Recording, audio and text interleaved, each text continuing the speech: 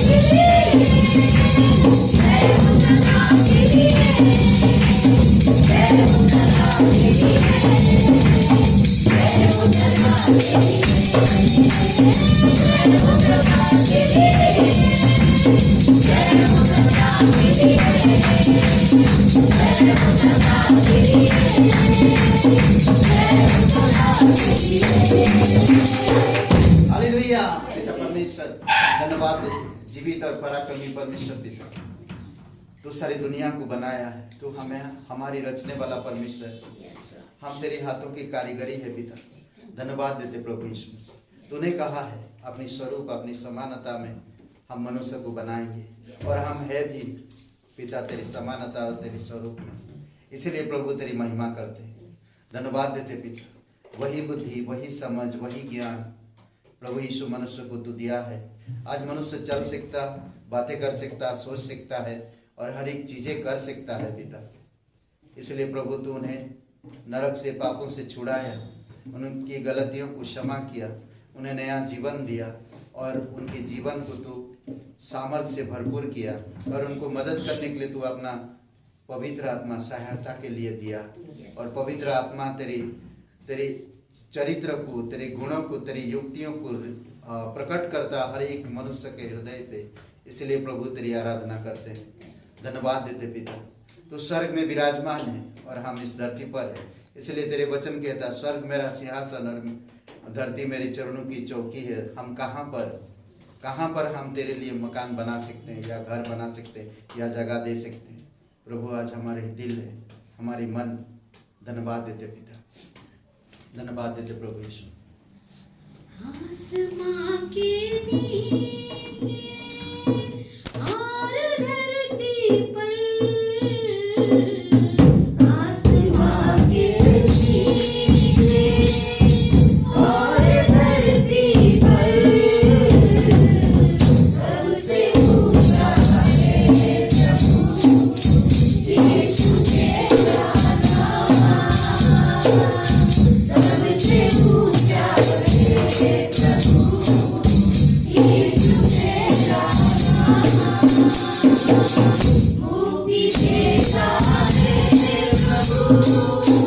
यीशु तेरा नाम, मुक्ति देता है प्रभु यीशु तेरा नाम, मुक्ति देता है प्रभु यीशु तेरा नाम, सबसे ऊंचा है प्रभु यीशु तेरा नाम, सबसे ऊंचा है प्रभु यीशु तेरा नाम, अनंत जीवन देता प्रभु यीशु तेरा नाम, अनंत जीवन देता प्रभु यीशु तेरा नाम, सबसे ऊंचा है प्रभु यीशु तेरा नाम, सबसे ऊंचा है प्रभु यीशु तेरा नाम, आप क्षमा तू देता प्रभु यीशु तेरा नाम, आप क्षमा तू देता प्रभु यीशु तेरा नाम, सबसे ऊंचा है प्रभु यीशु तेरा नाम, सबसे ऊंचा है प्रभु यीशु तेरा नाम, शांति देता है प्रभु यीशु तेरा नाम, शांति देता है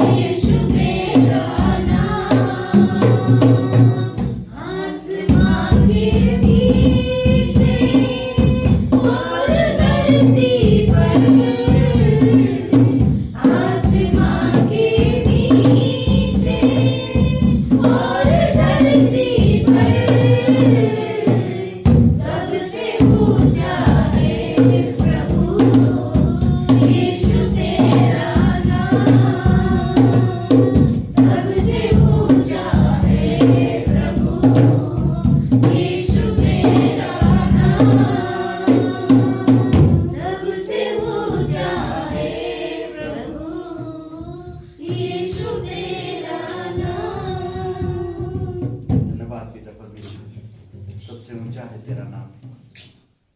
धन्यवाद देते तू ऊंचाई पर चढ़ाए भी गया है हम सभी लोगों के अपराध और गुनाहों के कारण।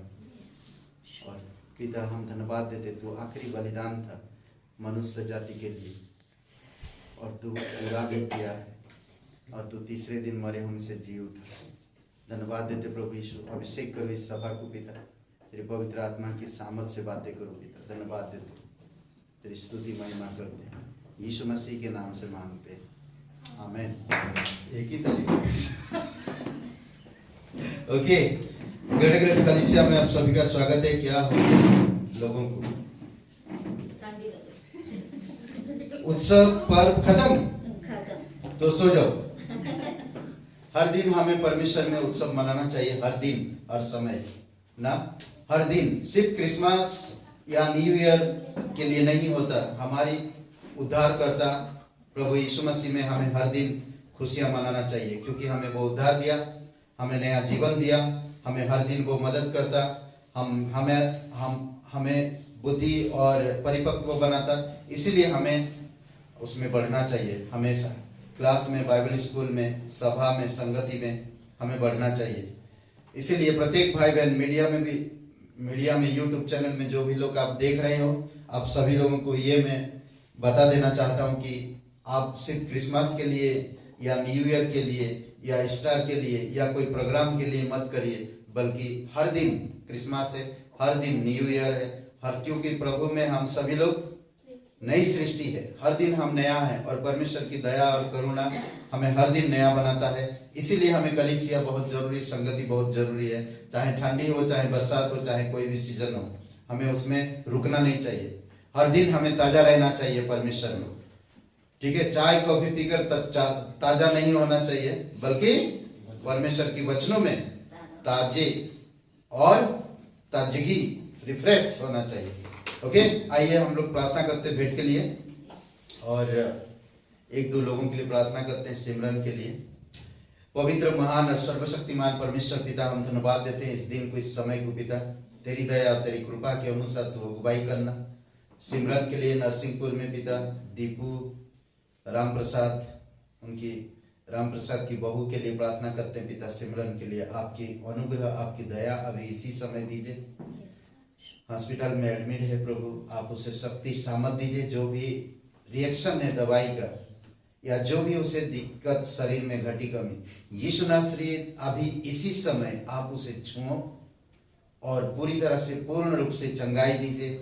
और डॉक्टर को भी सलाह दीजिए पिता, बुद्धि और समझ दीजिए प्रभु कि सही दवाई और सही इलाज कर सके। तू सच्चा और जीवित परमेश्वर, दयालु और कृपालु परमेश्वर, विश्वास के साथ प्रार्थना करते हैं, यकीन करते हैं तू हमारी प्रार्थना सुन लिया। धन्यवाद देते हैं, यीशु मसीह के नाम से मांगते हैं, आमीन।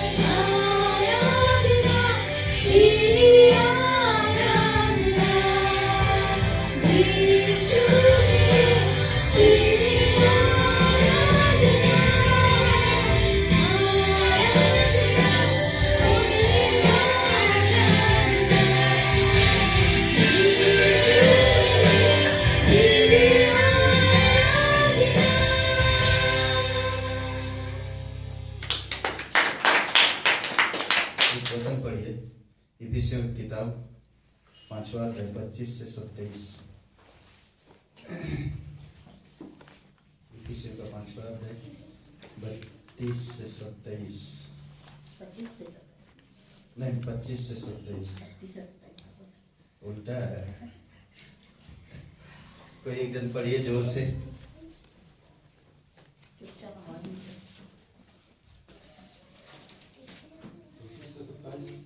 25 5 अध्याय। हे पतियों, अपनी अपनी पत्नी से प्रेम रखो, जैसा मसीह ने भी कलीसिया से प्रेम करके अपने आप को उसके लिए दे दिया। आगे 27 तक। कि उसको वचन के द्वारा जल के स्नान से शुद्ध करके पवित्र बनाए और उसे एक ऐसी तेजस्वी कलीसिया बनाकर अपने पास खड़ी करे जिसमें ना कलंक, ना झुर्री, ना कोई ऐसी वस्तु हो, वरन पवित्र और निर्दोष हो। ओके। पिता परमेश्वर, हम धन्यवाद देते हैं, जीवित और पराक्रमी परमेश्वर। सारा आदर, सारा महिमा हम तुझे देते हैं। अभिषेक करो इस सभा को पिता, संदेश को प्रभु तेरी आत्मा के द्वारा बातें कर पिता, हमारे हृदय से, हमारे मन से धन्यवाद देते हैं, तेरी महिमा करते हैं। हमारी बल से नहीं, हमारी शक्ति से नहीं, बल्कि आपकी सामर्थ से बातें कर पिता। धन्यवाद, यीशु मसीह के नाम से मांगते हैं, आमीन। ओके, कैसे हैं? ठीक है।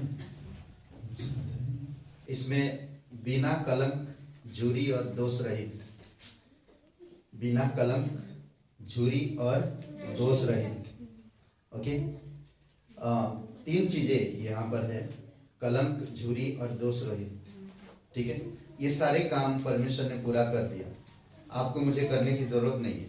झुरी कब आती है? कलंक, झुरी और दोष कब आता है?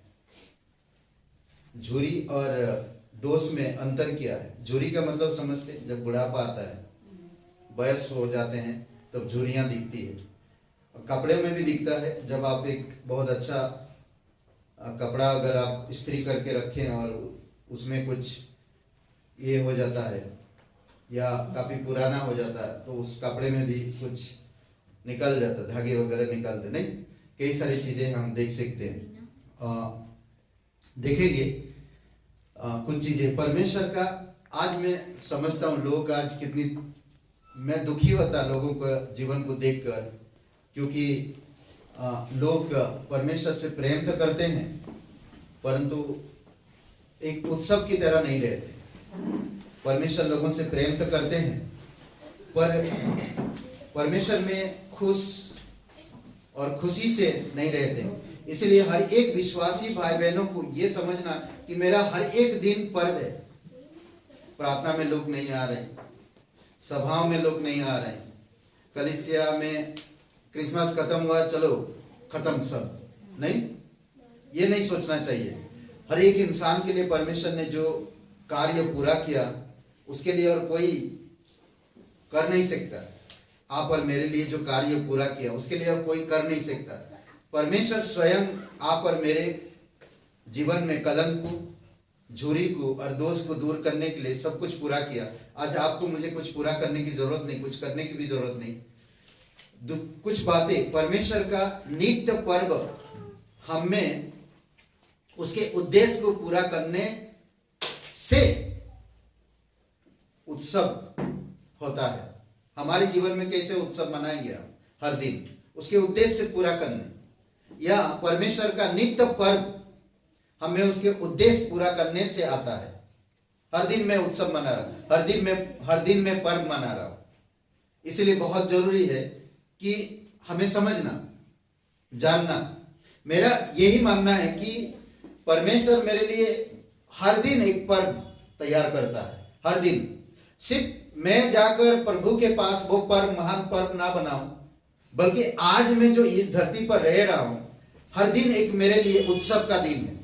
हर दिन एक उत्सव का दिन है। इसलिए बहुत जरूरी है कि हम उसके उद्देश्य को पूरा करने, जो सेवकाई वो हमें दिया है, इस सेवकाई में या विश्वासी जीवन में हर दिन हम यही समझे कि मेरे लिए एक उत्सव का दिन है।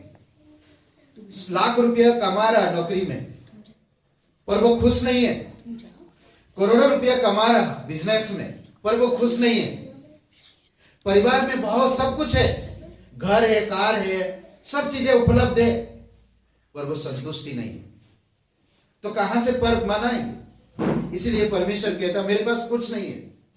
परमेश्वर कहता स्वर्ग मेरा सिंहासन, पृथ्वी मेरे चरणों की चौकी है, तुम मेरे लिए कहां पर भवन बनाओगे?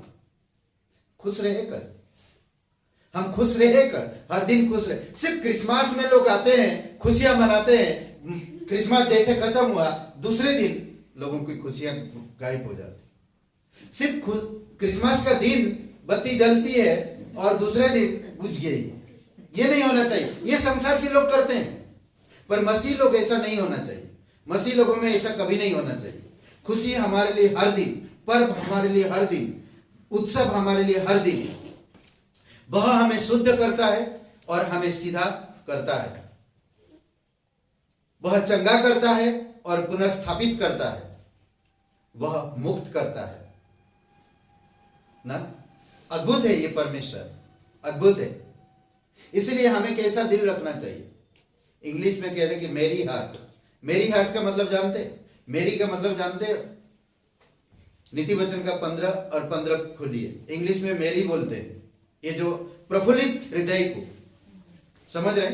प्रफुल्लित जो हृदय है, आनंदित जो हृदय है, उसको मेरी हार्ट बोलते, समझ रहे? दुखी लोगों के सब दिन बुरे होते हैं।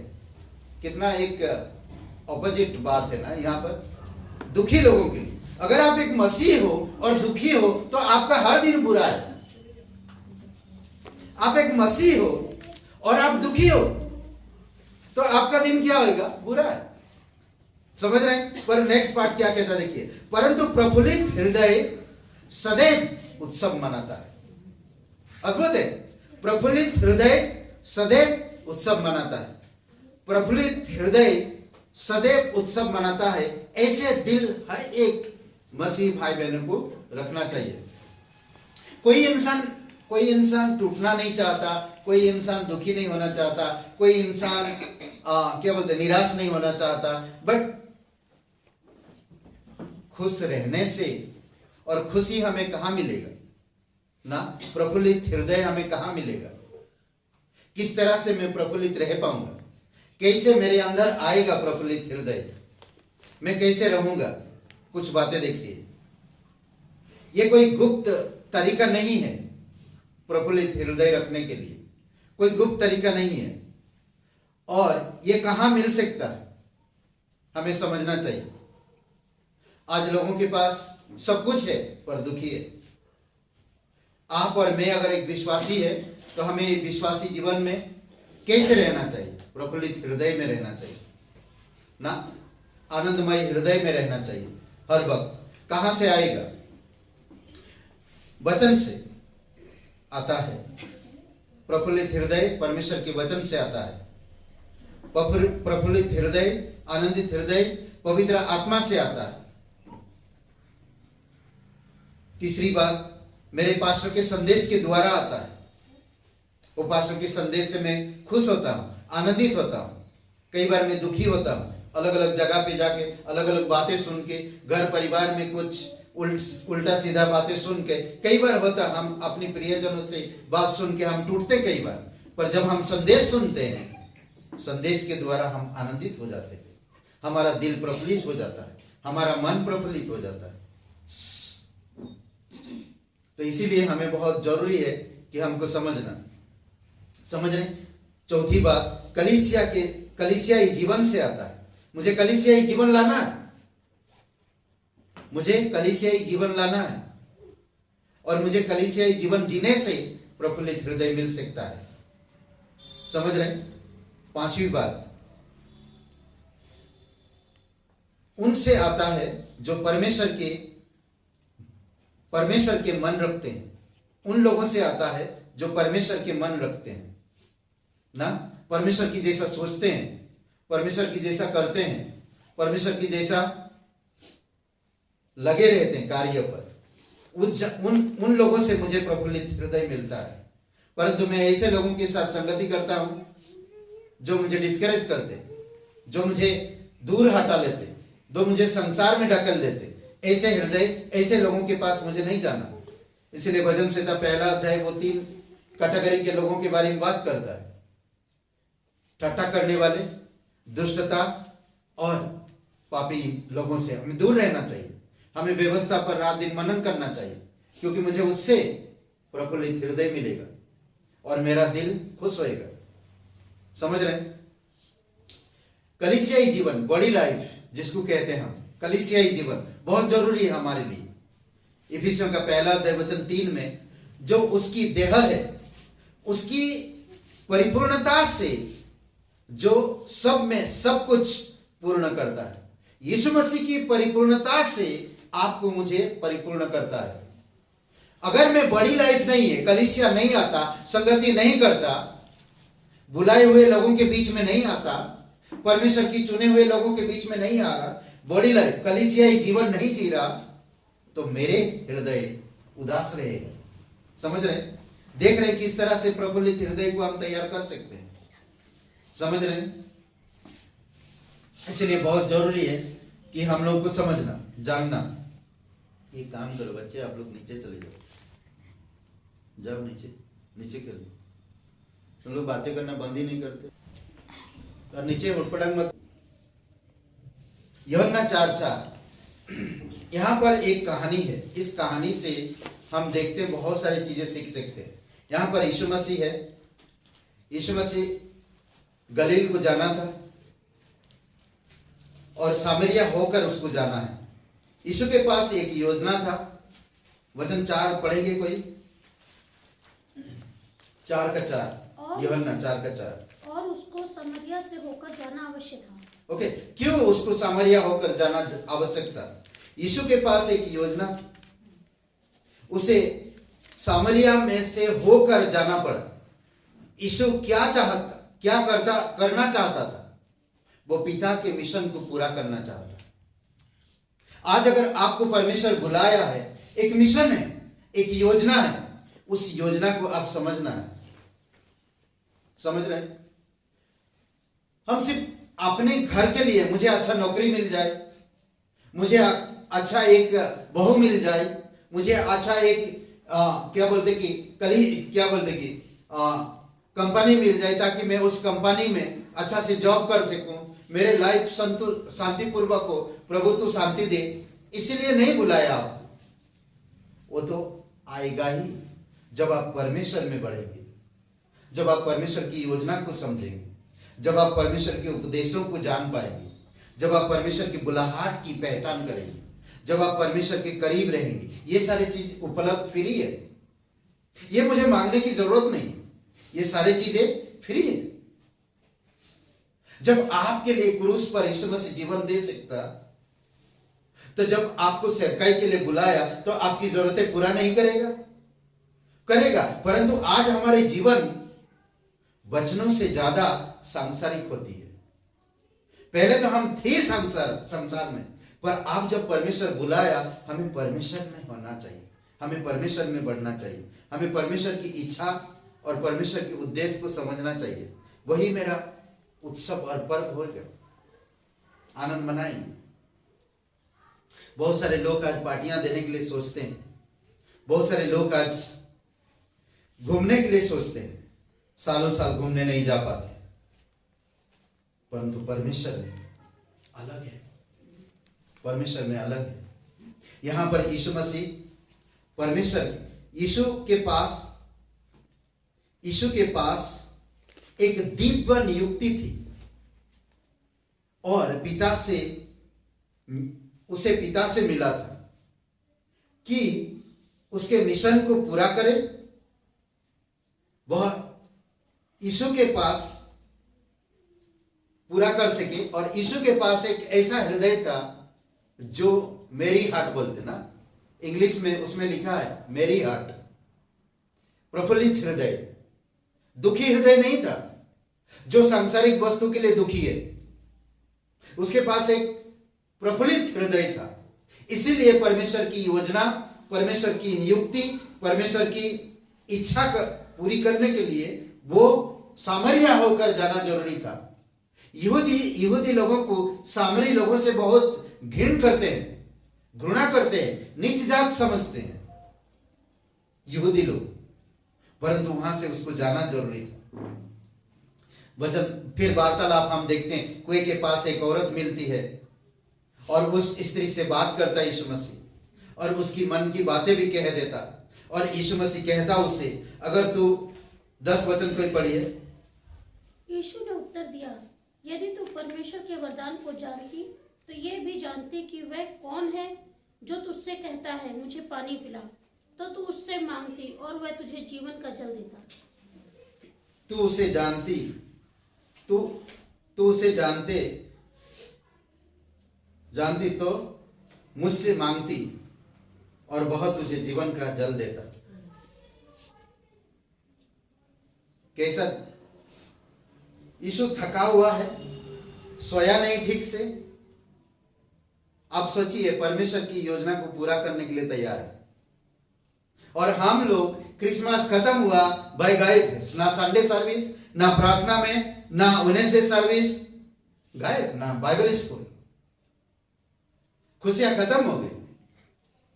हर दिन हमारे प्रभु में खुशी है, हर दिन हमें खुशी है, हर दिन हमें खुशियां मनाना चाहिए। मेरे हृदय प्रफुल्लित हृदय ना हर दिन परमेश्वर का पर्व मनाता है ना। हम लोग का जीवन कैसा है, क्या बोलते कि हर दिन विजय है। हम लोग विजय का झंडा लेकर विजय के उत्सव में लिए चलता वो हमें, हर दिन विजय के उत्सव में लिए चलता हमें वो।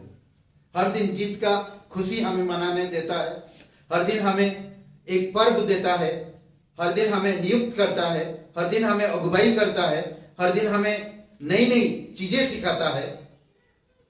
इसीलिए हमें एक ऐसी हृदय रखना चाहिए जो खुशी से भरा हो। हंसमुख, यीशु के पास प्रफुल्लित हृदय था, हंसमुख और अच्छा समय मिला उसे।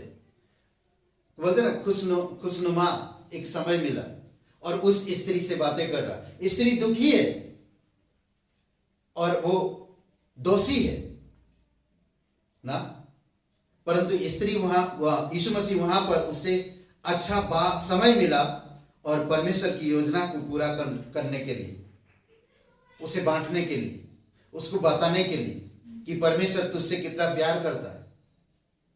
यीशु खुद परमेश्वर होकर भी वो ऐसी जगह पे गया जो उसे तकलीफ, प्यास लगी, भूख लगी, थकान है शरीर में, तब भी वो उस रास्ता से गुजरा ताकि परमेश्वर की संदेश उस एक लड़ी को बता सके। और चेलों को कहां भेज दिया? रोटी लेने के लिए, जाओ कहीं से खोज ला, भूखा है। फिर बात करता है स्त्री से, बात करता और बात करते, तो अगर मुझे जानती मैं तुझे जीवन का जल देता। जो तेरे 14 वचन पढ़िए।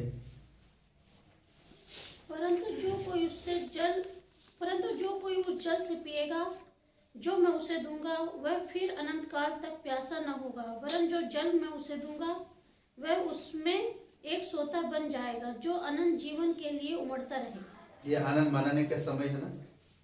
यीशु मसीह कह रहा है उससे, जो कोई उस जल में से पिएगा जो मैं उसे दूंगा, अनंत काल तक प्यासा ना होगा, अनंत काल तक प्यासा नहीं होगा। ये तो आनंद का उत्सव का दिन है, ये तो उत्सव का संदेश है, ये तो एकदम पर्व मनाने का जैसा ही है। मुझे लगता है वो औरत ये बातें सुन के शायद बहुत तेज हंसी होगी, नहीं, बहुत तेज हंसी होगी। क्यों? क्योंकि यीशु ऑलरेडी थका हुआ और वो अनंत काल की बातें कर रहा। सोचिए, परंतु वह जल जो मैं उसे दूंगा उसमें अनंत जीवन के लिए उमड़ने वाला जल का स्वतः बन जाएगा। अद्भुत है, हमेशा के लिए। क्या आप एक मसीह हो और दुखी हो, निराश हो, उदास हो, अपने परिवार के लिए, अपनी नौकरी के लिए, अपनी व्यक्तिगत जीवन के लिए? क्यों? परमेश्वर आपको चुनाया ताकि आप हर दिन उत्सव मनाएं, हर दिन खुशियां मनाएं, हर दिन पर्व मनाएं। इसीलिए परमेश्वर आपके लिए सब कुछ उपलब्ध कराया। और हम देखते हैं वार्तालाप बढ़ते जाता है और प्रभु यीशु मसीह उसके बारे में सब कुछ बता देता है, और बहुत खूबसूरत बातें होते होते परमेश्वर के बारे में, और वो जान जाती कि यही परमेश्वर है, खूबसूरत बातें होता है। ये आराधना कैसे होना, 23-24 वचन में ना आत्मा और सच्चाई के साथ आराधना करना, ये मेरे पूर्वज लोग यहाँ पर आराधना करते थे, हमारे पूर्वज याकूब ने एक कुआं खोदा है, बहुत सारी बातें होते जाता है यीशु के साथ। फिर 28 वचन पढ़िए। उस स्त्री ने अपना घड़ा, जब ये सब बातें हुआ और वो जान गई कि ये सच्चा परमेश्वर है, तो अपने घड़ा को छोड़कर वो नगर में चली गई। आप देखिए, खुशी आई थी दुखी होकर, जब यीशु से भेंट हुआ आनंद के साथ आप जा रही, साथ में क्या ले जा रहे? उत्सव, खुशी ले जा रहे। घड़े में पानी लेकर नहीं जा रहे, घड़े को वहीं पर छोड़ दी। 28 वचन पढ़िए। तब स्त्री ने अपना घड़ा छोड़कर नगर में चली गई और लोगों से कहने लगी, आओ एक मनुष्य को देखो जिसने सब कुछ जो मैंने किया मुझे बता दिया। ओके, क्या कर रहे? ये औरत क्या कर रही? सोचिए, नगर में चली गई, घड़ा छोड़ के रख दी, अपनी जो काम में थी वो काम से वो मन फिरा ली, वो काम से वो हट गई। अब वो सच्चे दिल लेकर, परमेश्वर का उत्सव लेकर, परमेश्वर का जीत लेकर, परमेश्वर का प्यार लेकर आप लोगों के पास गई, नगर में जाकर सबको बताई। अद्भुत है। नगर के लोग आते हैं, बाद में हम देखते हैं वो लोग सुनते हैं यीशु के बारे में। सोचिए कि परमेश्वर की योजना कैसे पूरा कर रहा है परमेश्वर यीशु मसीह। खुद परमेश्वर अपनी योजना खुद पूरा कर रहा है, अपनी कार्य खुद कर रहा है। आज आपको मुझे जो बुलाया, ये जो सेवा सौंपा है, हम क्या निवेदन के साथ या सावधान पूर्वक इस सेवा को पूरा करने के लिए सोचते हैं? नहीं, हम सिर्फ अपने घर, अपनी परिवार, अपनी करियर, अपनी जिंदगी को बचाने के लिए सोचते हैं। परमेश्वर ऑलरेडी आपका जिंदगी, आपके परिवार, आपकी घर सब कुछ बचा लिया। अब आपको परमेश्वर के बारे में सोचना है, परमेश्वर की सेवा के बारे में सोचना है, परमेश्वर की योजना के बारे में सोचना है। परमेश्वर जो आपको योजना दिया, आपको जो बेटा बनाया, आपको जो बेटी बनाया, उसके बारे में सोचना है। क्यों बेटा या बेटी बनाया आपको? 31 वचन पढ़िए। उसी समय उसके चेले आए। इस बीच उसके चेलों ने यीशु से यह विनती की, हे रबी, कुछ खा ले। चेले लोगों ने आकर विनती किया, हे गुरु, कुछ खा लीजिए। सोचिए, यहां पर यीशु भूखा है, प्यासा है, शरीर कमजोर है। क्या कहता चेलों को? देखिए, हम लोगों को ऐसा अगर कोई बोले तो हम टूट पड़े उनके ऊपर खाने के लिए। 32 वचन पढ़िए। परंतु उसने उनसे कहा, मेरे पास खाने के लिए ऐसा भोजन है जिसे तुम नहीं जानते। ओके, क्या कह रहा? यीशु कहीं गया नहीं, हम लोग गए थे भोजन लाने के लिए, यीशु तो कहीं गया नहीं।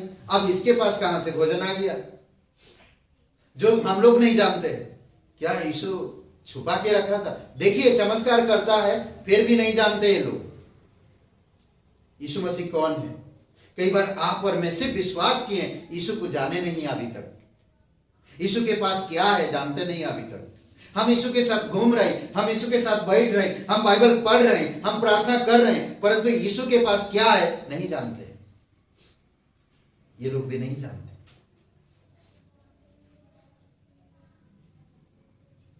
फिर पढ़िए आगे। तब चेलों ने आपस में कहा, क्या कोई उसके लिए कुछ खाने को लाया है? उसने कहा, मेरा भोजन यह है कि मैं अपने भेजने वाले की इच्छा के अनुसार चलूं और उसका काम पूरा करूं। क्या तुम नहीं कहते, कटनी होने में अभी 4 महीने पड़े हैं? देखो, मैं तुमसे कहता हूं, अपनी आंखें उठाकर खेतों पर दृष्टि डालो कि वह कटनी के लिए पक चुके हैं। ओके, ये मुझे बहुत अच्छा लगता। 32 वचन, यीशु ने उन्हें उत्तर दिया, मेरे पास खाने को ऐसा भोजन है जिसके विषय में तुम नहीं जानते। यीशु समझा रहा कि उत्सव के विषय समझा रहा। मुझे लगता है ये फ्यूचर में, आने वाले समय में यीशु मसीह बताएगा, 5000 लोगों को खिलाएगा। और एक दिन आप और मैं जब इस धरती को छोड़कर यीशु के पास जाएंगे, वो एक बड़ा फेस्ट होगा, बड़ा एक उत्सव होगा, बड़ा एक भोजन होगा। नहीं, जानते हैं वो कहानी, भोजन तैयार है, निमंत्रण वाले आए नहीं, तो वो राजा ने भेजा अपनी, जाकर कहा कि जाओ तुम गलियों में जाओ, बाजारों में जाओ, टूटे लेंगड़े भिखारी जो कोई मिले उठा लाओ जबरदस्ती।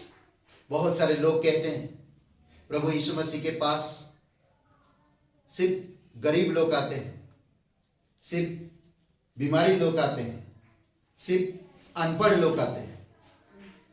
जब पढ़े लिखे लोग इनकार करते हैं,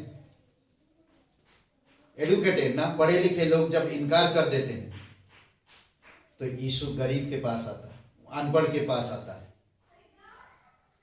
जब बुद्धिमान लोग इनकार कर देता है तो निर्बुद्धियों के पास आता है।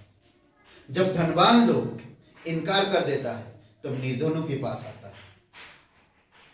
समझ रहे हैं? तो इसमें प्रेरितों के काम के दूसरे अध्याय में हम देखते हैं यीशु मसीह समझा रहा था कि उत्सव के विषय, अब तक उत्सव नहीं आया था, यानी कि उस पवित्र आत्मा के बारे में जो आपको आनंद भरा दिल देगा, जो आपको परमेश्वर के मार्ग में अगुवाई करेगा, उस भोजन के बारे में बता रहा था जो पवित्र आत्मा परमेश्वर के वचनों को सिखाएगा। जब हम प्रेरितों के काम के दूसरा अध्याय में देखते हैं,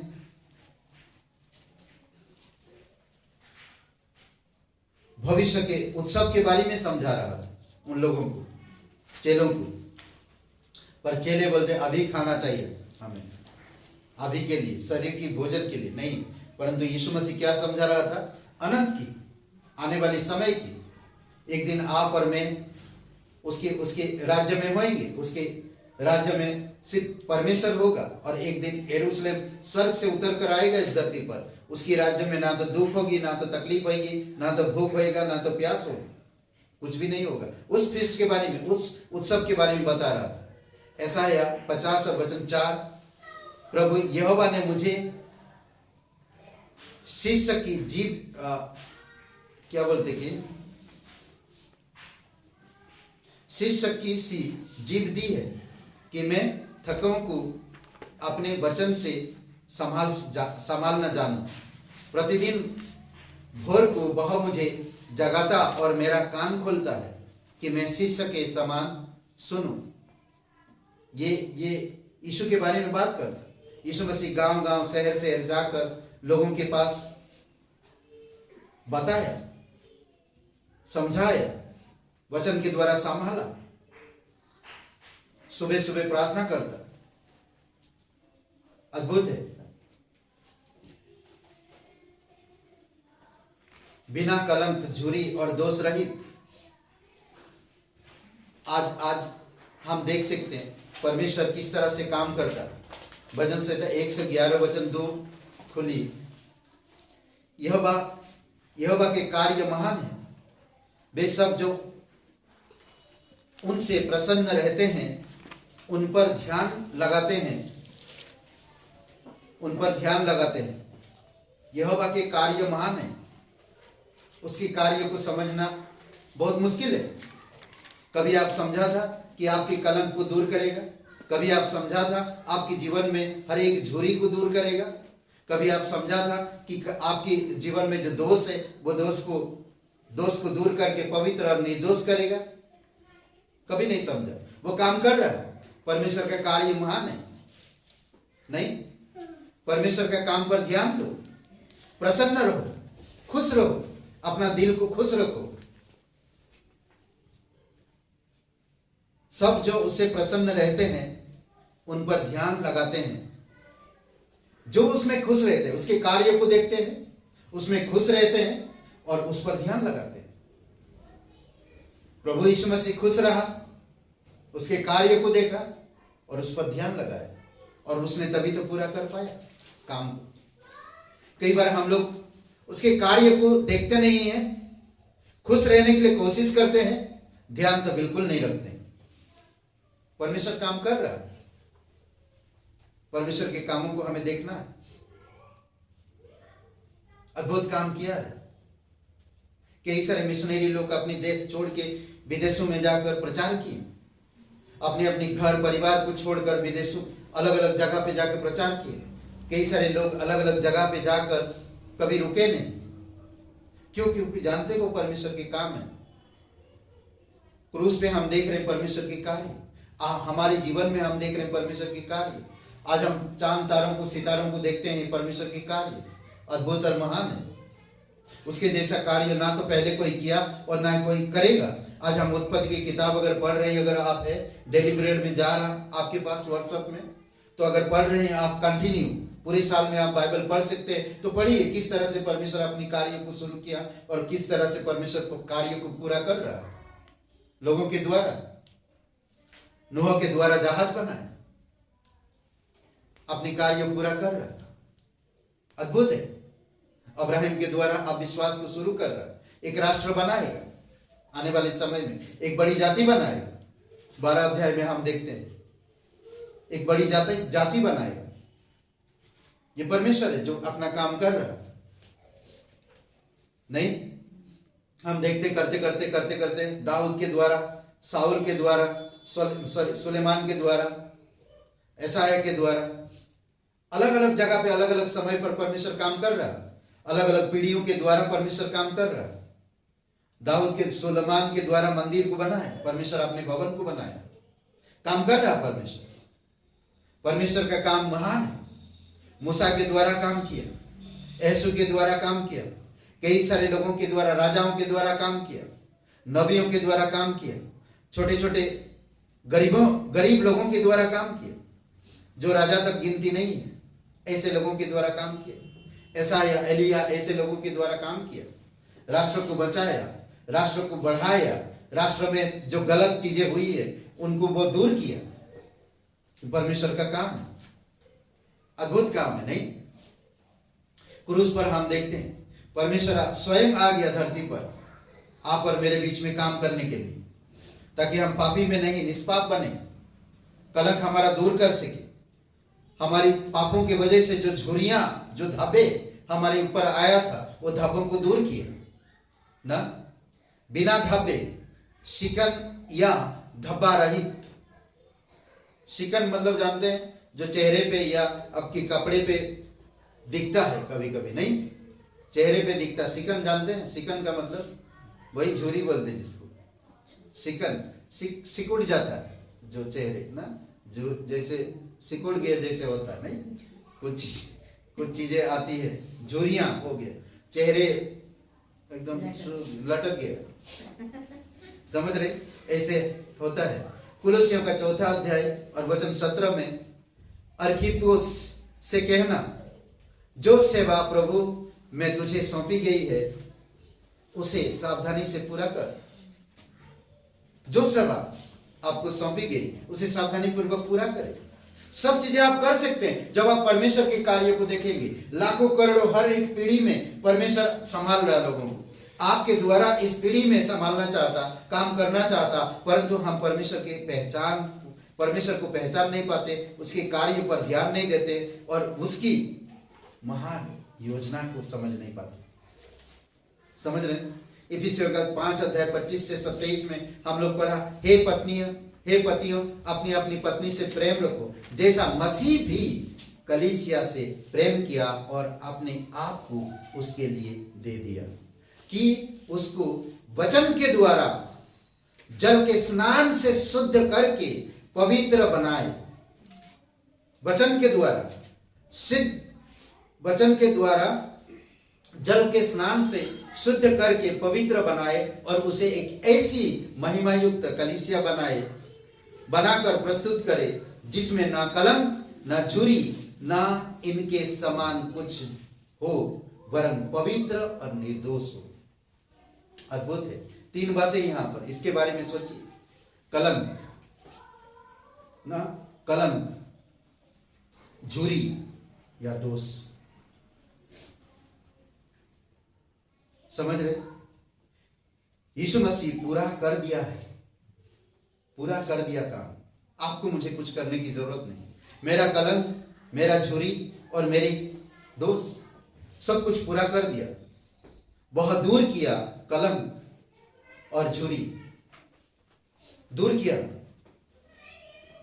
क्या अंतर है कलंक और झुर्री के बीच में? क्या अंतर है?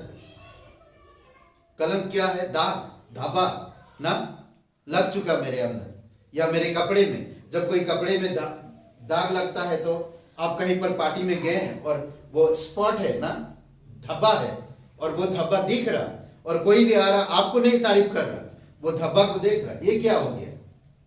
ये क्या हो गया? ये क्या हो गया? कोई भी आ रहा उस धब्बे को देख रहा। सोचिए कि यीशु मसीह वो धब्बा दूर किया। आज जो कोई आपको देखता है कितना सुंदर, कितना अच्छे लगते हैं आप, कहता है क्योंकि वो धब्बा हटा दिया, वो कलंक हमेशा के लिए दूर किया।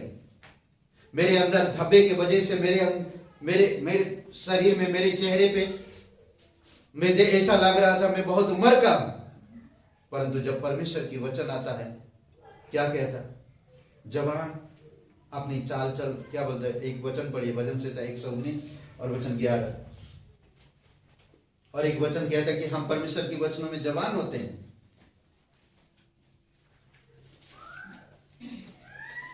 जवान अपनी चाल चलन कैसे शुद्ध रखे, यही लिखा है सर। मैंने तेरे वचन को अपने हृदय में रख छोड़ा है कि तेरे विरुद्ध पाप ना करो, क्योंकि पाप आने से हमारे जीवन में झुर्रियां दिख रही, पर हम उसकी व्यवस्था में रात दिन मनन करते, ध्यान दिया, ताकि हमारे अंदर से पाप दूर किया। और प्रभु यीशु मसीह क्रूस के द्वारा यहाँ पर कलीसिया के बारे में बात कर रहा है। अगर कलीसिया में धब्बा है, कलीसिया में झुर्रियां हैं, कलीसिया में कलंक है, कलीसिया में दोष है, तो वो कलीसिया कैसे हो सकता है? सोचिए, कलीसिया में लोग जागरूक नहीं है, कलीसिया में लोग सो रहे हैं, कलीसिया में लोग उत्सव नहीं मनाते, कलीसिया में लोग एकजुट नहीं है, कलीसिया में लोग वचनों में नहीं है, कलीसिया में लोग कलीसियाई जीवन नहीं जी रहे, परमेश्वर के उद्देश्य को नहीं पहचान रहे, परमेश्वर की नियुक्ति मतलब योजना को नहीं समझ रहे हैं।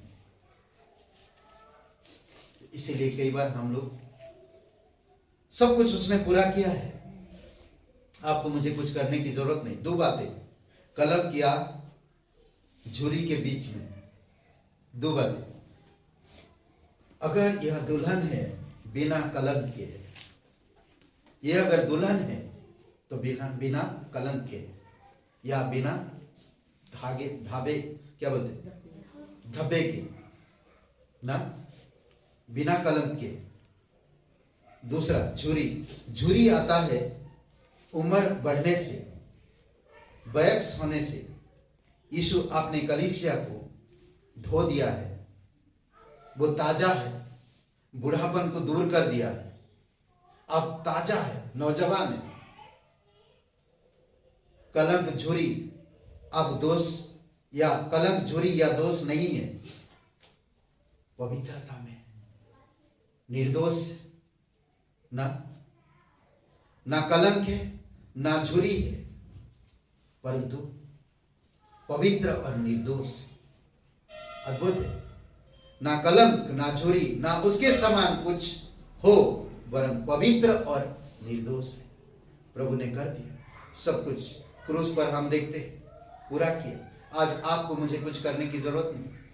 मैं बंद करने से पहले एक वचन पढ़ते, यशायाह 26 और वचन 4, यहोवा पर सदा भरोसा रख, क्योंकि यहोवा परमेश्वर हमारी अनंत चट्टान है, सनातन का चट्टान है।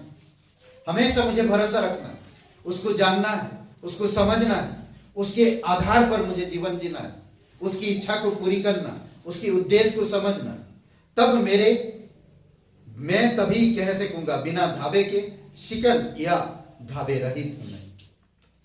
आज बहुत सारे मसीह लोग दुखी है, रोज दुखी होते, अरे पास्टर जी ये नहीं हो रहा, वो नहीं। क्यों?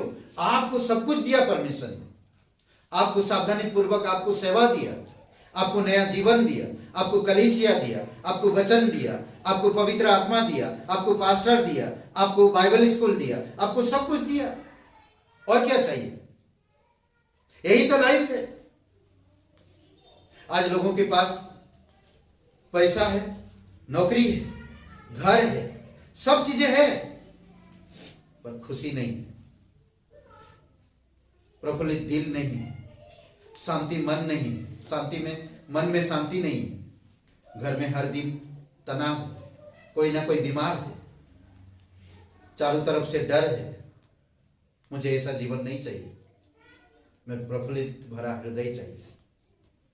परमेश्वर तेरे पास है, वो मैं तुझसे लूंगा। यीशु थका हुआ है, भूखा है, कमजोर हो चुका है, दिन भर काम करके बातें करके, फिर भी वो स्त्री से बातें कर रहे हैं बिना खाए। चेले लोगों ने कहा कि प्रभु हे गुरु कुछ खा ले, फिर भी कहता कि मेरे पास जो भोजन है अब तक तुम लोग नहीं जानते। परमेश्वर के पास जो है वो अब तक आप नहीं जानते हो। जब आप जान जाओगे तब तो आपका जीवन हर दिन उत्सव का जीवन होगा, पर्व का जीवन होगा। सिर्फ क्रिसमस ही पर्व नहीं है, उत्सव नहीं है। मैं हर दिन क्रिसमस है, हर दिन मेरा क्रिसमस है। अगर मैं समझूं तो परमेश्वर, अगर मैं समझूं तो परमेश्वर अद्भुत है नहीं? वह हमें शुद्ध करता है, वह हमें सीधा करता है, वह हमें चंगा करता है, वह हमें पुनर्स्थापित करता है, वह हमें हर एक वस्तु से मुक्त करता है। यह परमेश्वर है। उसकी उद्देश्य को समझिए, आपके लिए हर दिन उत्सव है। परमेश्वर को नित्य पर्व समझने के लिए आप उसके आज्ञाओं को समझिए। आमीन। बिना कलंक, झुरी और दोष रहित। आइए प्रार्थना करें। जीवित और पराक्रमी और सर्वशक्तिमान परमेश्वर पिता, हम धन्यवाद देते आज इस दिन के लिए, इस समय के लिए, इस संदेश के लिए। प्रभु यीशु, प्रत्येक भाई बहनों को, आज हर कोई माँ बाप चाहता है अपने बच्चे में कोई गलती ना हो, कोई दोष ना हो, कोई कलंक, कोई दाग या कोई बदनामी ना हो। प्रभु यीशु, हम आपकी संतान हैं। अगर मेरे द्वारा आपकी बदनामी होती है या कलंक लगता है या झुरियां आती है या दोष लगता है तो ये बड़ी शर्म की बात है। प्रभु आप हमें बुद्धि समझ दीजिए, आपके प्रेम को समझ सके, आपके उद्देश्य को समझ सके, आपकी सेवा और योजना को समझ सके। प्रभु आप हमारी मदद करिए। धन्यवाद देते हैं इस कलीसिया के लिए। हमारे हृदय में प्रफुल्लित दिल तभी आएगा पिता जब हम वचन पर ध्यान देंगे, जब हम पवित्र आत्मा को समझेंगे, जब हम पास्टर के संदेश को सुनेंगे, जब हम कलीसियाई जीवन जिएंगे, जब उन लोगों के पास बैठेंगे जो तेरा मन रखता हो, जो तेरा दिल रखता हो, तब हम खुशी भरा दिल प्राप्त कर पाएंगे। प्रभु हम तेरी स्तुति महिमा करते, धन्यवाद देते। दयालु और कृपालु परमेश्वर, लोगों के कहने पर मत चलो, परमेश्वर पे भरोसा रखो।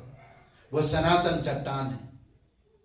धन्यवाद देते प्रभु यीशु, वही आपको बुलाया है संसार से, वही आपको छुड़ाया है नरक से, वही आपकी हर एक दोष, हर एक कलंक, हर एक धाबे को दूर करके आपको पवित्र निर्दोष बनाया है और कलीसिया में रखा है।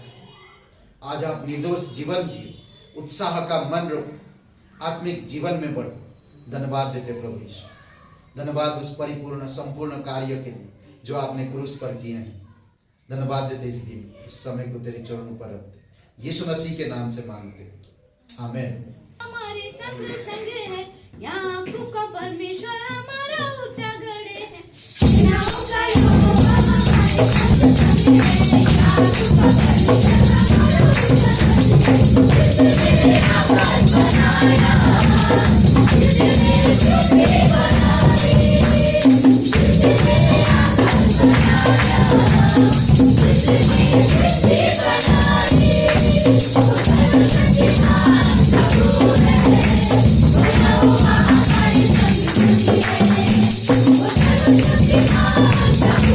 वो यहोवा हमारे संग संग है, वो यहोवा हमारे संग संग है।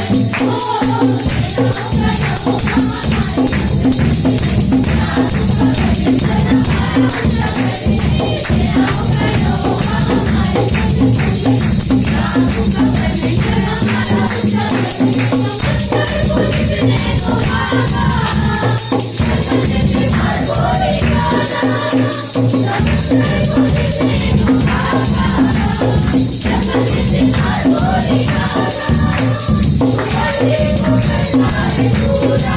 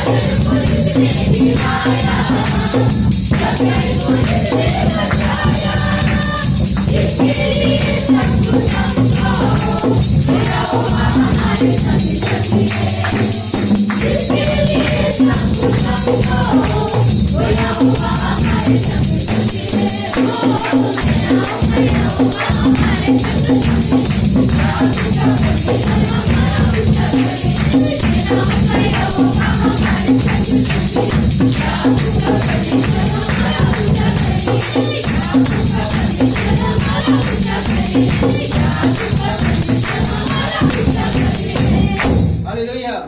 पिता परमेश्वर, हम धन्यवाद देते हैं प्रभु यीशु मसीह। प्रत्येक भाई बहनों को अभिषेक करो, तेरी दया और कृपा रहे पिता। तू जीवित और पराक्रमी सर्वशक्तिमान परमेश्वर, प्रत्येक लोगों के हालात, मन, हृदय और उनकी वर्तमान और भविष्य को जानते हो पिता। आप प्रेरित करो प्रभु यीशु मसीह, आप उनके हृदय मन में जागृत लेकर आओ प्रभु। तेरे वचनों के प्रति सावधानी पूर्वक तेरी सेवकाई में बढ़ सके। हम जानते हैं संसार में कुछ भी नहीं, संसार में सिर्फ मौत ही मौत है, पर तेरे पास जीवन है। तुझे छोड़ के हम कहाँ जाएं? हमारे जीवन में सबसे ऊंचा तू रहे प्रभु यीशु। धन्यवाद देते तू सच्चा और जीवित परमेश्वर। धन्यवाद देते हैं, तेरी महिमा करते यीशु नासरी के नाम से मांगते। आमीन आमीन। सबको